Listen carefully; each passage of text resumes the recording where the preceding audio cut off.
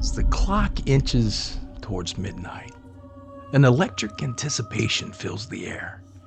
The world teeters on the brink of a new year, a threshold where time itself holds its breath, and the veil between the living and the dead grows thin.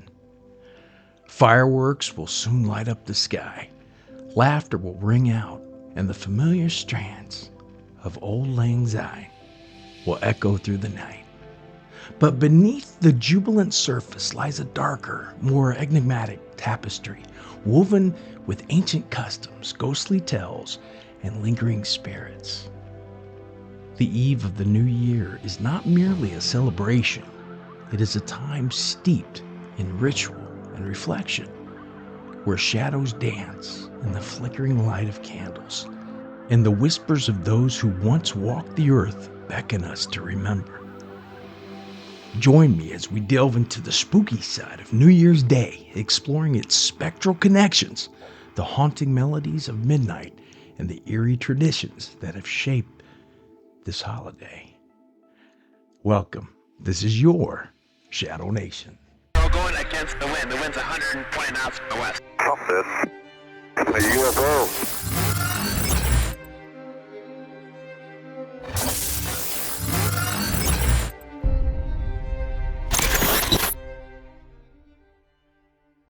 The haunting melodies of midnight, Auld Lang Syne and its shadows. As the clock strikes 12, the familiar chords of Auld Lang Syne resonate through the atmosphere, a bittersweet farewell to the year gone by.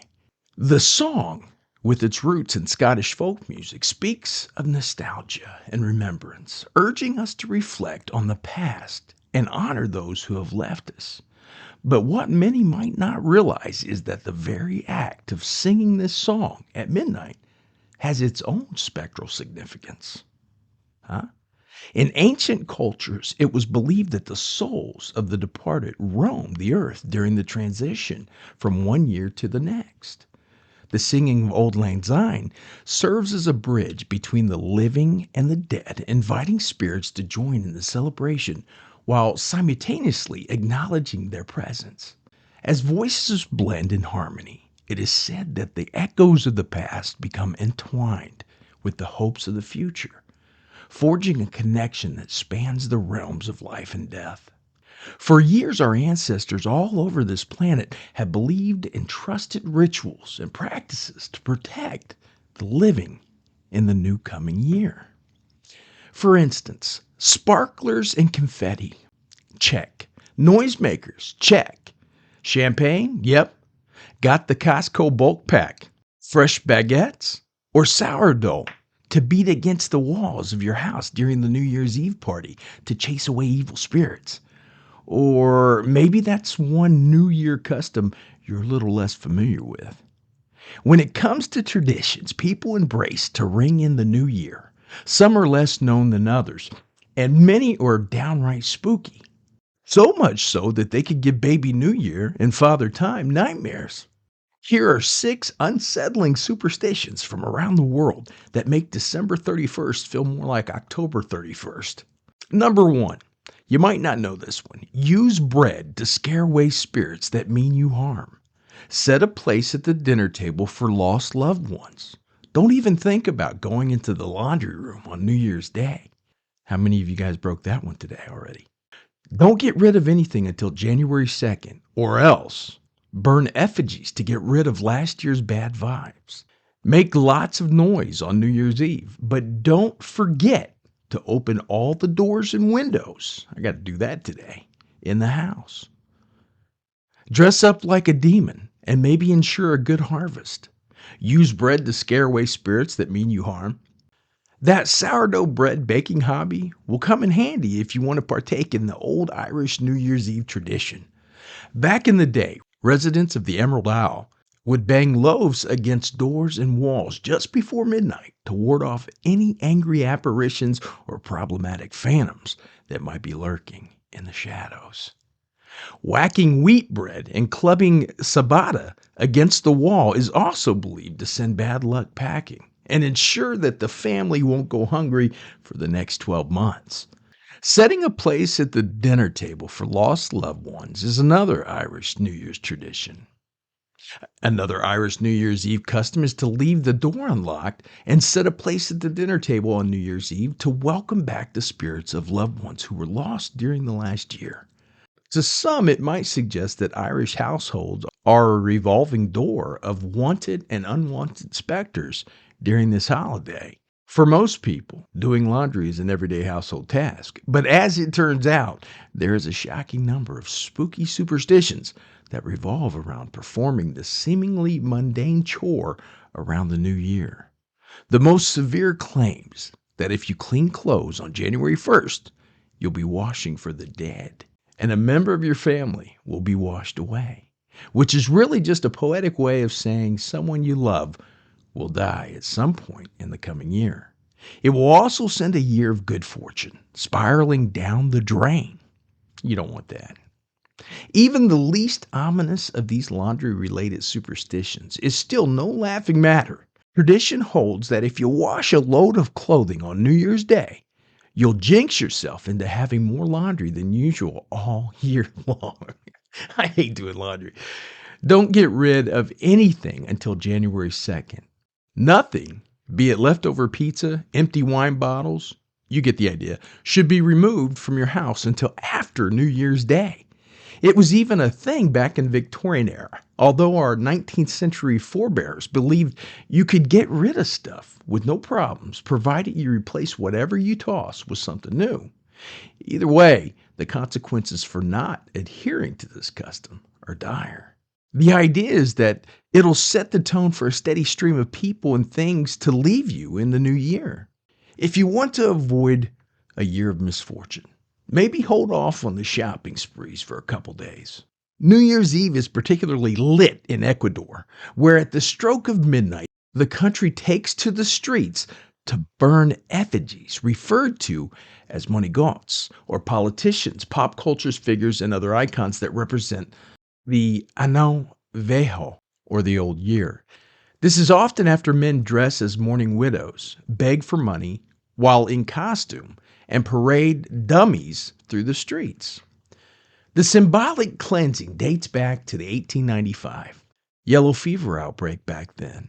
People stuffed caskets full of clothes from the deceased and set them ablaze as a literal and figurative purification ritual. Nowadays, some folks also hide messages in the monigotes, listing off all the bad things from the past year that they want to put behind them in the upcoming one.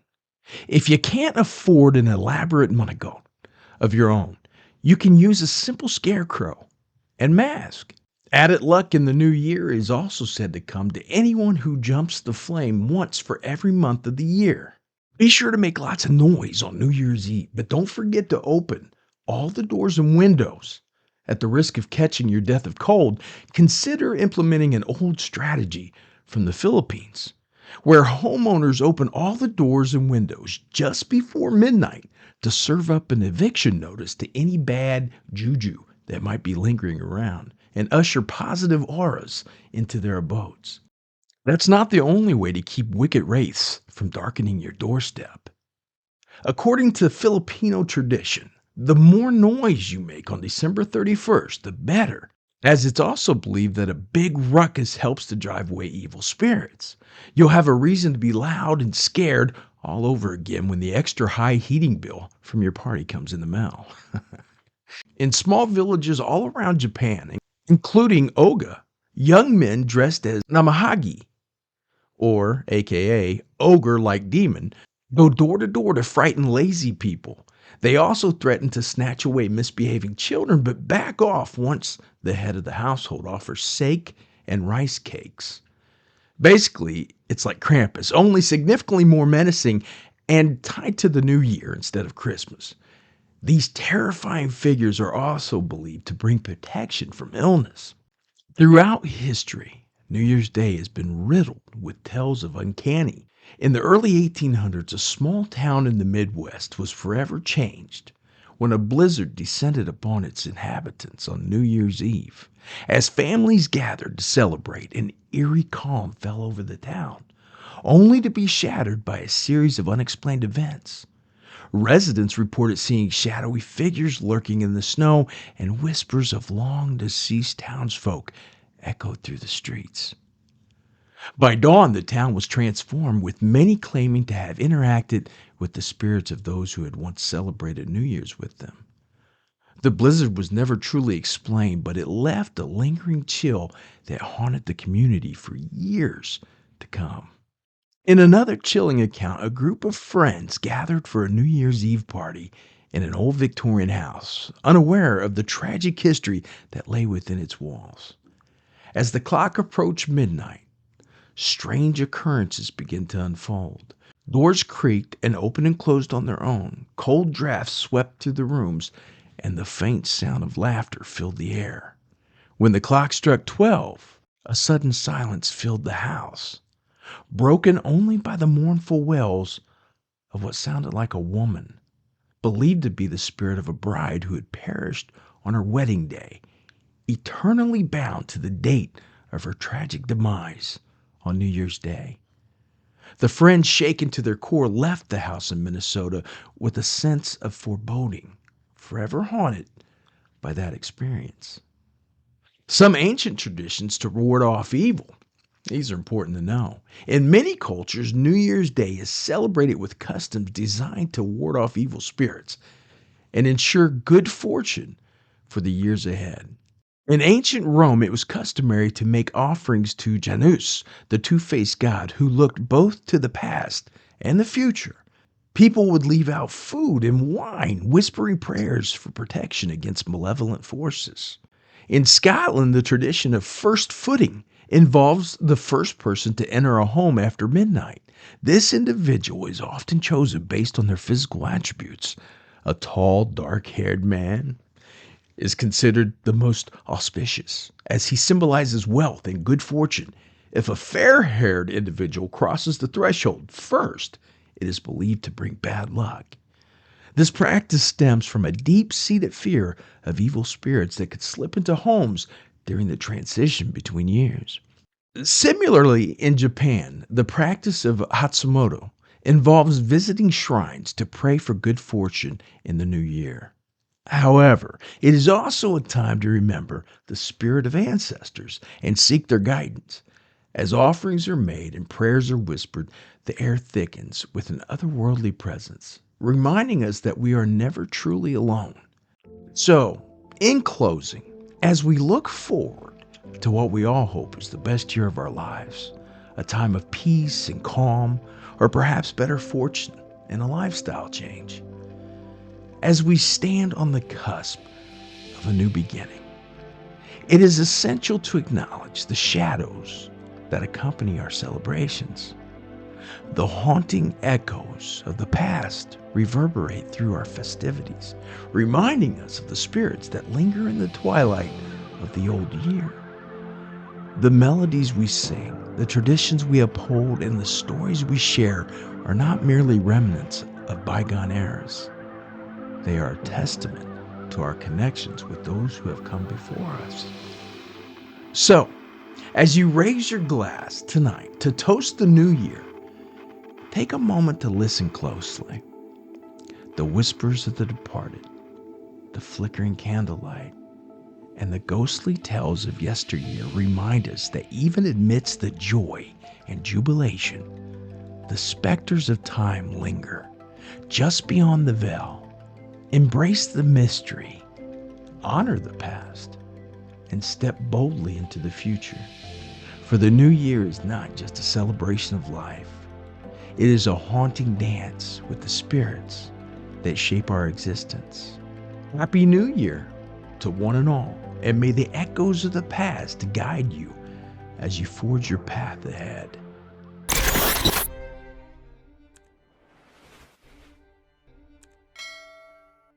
Hey, thanks so much for joining me on another great episode of your Shadow Nation podcast. If you like this one or any previous episodes, you can get them at shadownation.com. That's the website, or up on YouTube at Shadow Nation Podcast. That's at Shadow Nation Podcast on YouTube.